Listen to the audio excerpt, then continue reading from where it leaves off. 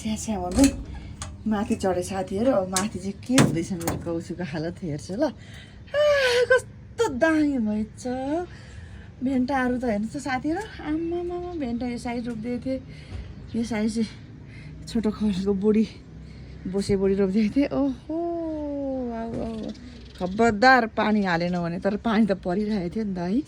यहाँ हेर्नुहोस् त चुकन्दर पनि कस्तो राम्रो भइरहेछ। आहा थाहै पालु ल हेर्नुहोस् है, हेर्दै जानु ल।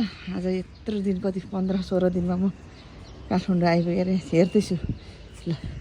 हेर त के खान्थेँ हेर्नु न यहाँ। कत्रो भएको छ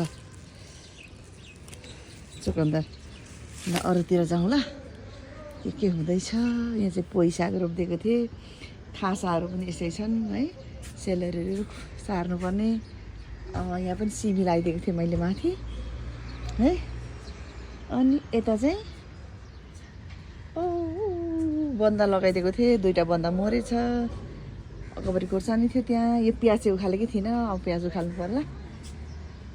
आहा कस्तो दामी दामी दामी दामी दामी दामी दामी दामी दामी दामी ल हेर्नुहोस् त।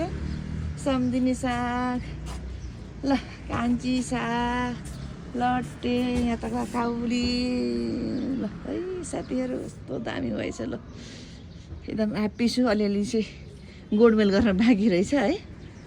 त्यस्तै हो अब, यत्रो दिनसम्म छोड्दै अब खबरदार पानी चाहिँ हाल्नुपर्छ। अरू बाँकी कुरा म गर्छु भनेको थिएँ है। ल ड्रागन फ्रुट पनि यहाँ यस्तै छ साथीहरू। ल पछि के गरेको हेर्दै गर्नु होला है साथीहरू भिडियो चाहिँ। यहाँ ल, यहाँ मेरो फोन पनि आयो। ल राखेँ, बाई बाई।